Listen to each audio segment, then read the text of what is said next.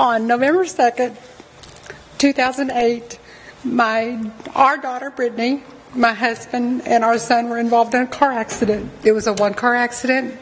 It veered off the road, ran into a concrete drainage culvert head-on, flipped head over heels, and then rolled. It landed upside down. Brittany was 10 years old at the time. She was ejected from the vehicle. She flew 60 feet and hit the pavement. We were moving from College Station, Texas to Katy, Texas, and I was driving the U-Haul in front of them. We had been packing all weekend. So by the time I heard about the accident and got turned around, the law enforcement officers and paramedics, they stopped me and they said, "You need to be prepared for what you're fixing to see. It's not good." And I didn't know. I didn't know what had happened. But by the time I got there, I saw Brittany first, and she looked at me. She said, "I think I broke my arm." I'm like, yeah, I think so. So anyway, and then the paramedics started working on her, so I went and checked on my husband David and our son Daniel, and they were all in the hospital. Well, both were life-flighted to Herman Memorial in Houston. The paramedics told me that they don't think Brittany's going to make the 20-minute flight, and we will see you at the hospital. So I was left standing on the side of the road when David and Daniel went up in their own helicopter and Brittany went up in hers. I get to the hospital, and after evaluations and tests, she actually broke her back, her T5. She crushed her T3 through 6. She has a rod in her back. She broke her right arm, her left hip, her nose, her ribs, had multiple internal injuries.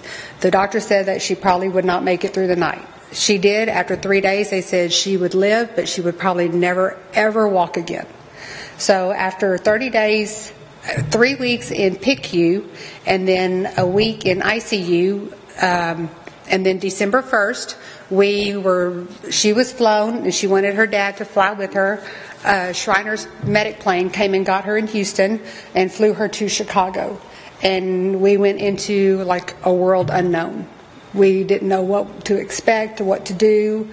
On the flight, she did tell the nurses that she was thirsty and hungry, so they cut like a little medical tube, and that was her straw to drink some apple juice. We get to Chicago, and it's an amazing place. The doctors, the nurses, the therapists, we just can't say enough. If it weren't for them, Brittany would not be walking. We were there. We arrived there December 1st.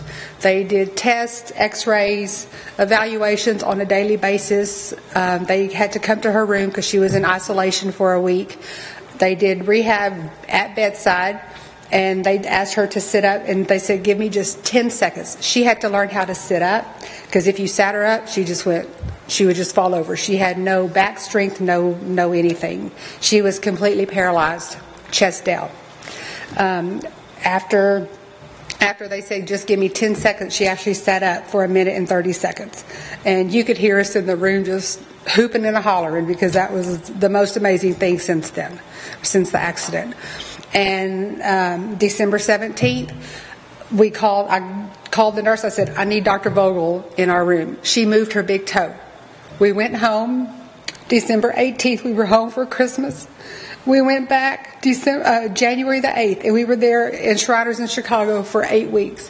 During that time, she started moving her legs. She was actually on the Locomat and doing the process with that. And with a therapist, they had her standing. February 11th, she took her first steps for the second time. The first time is like when she was a baby and started walking.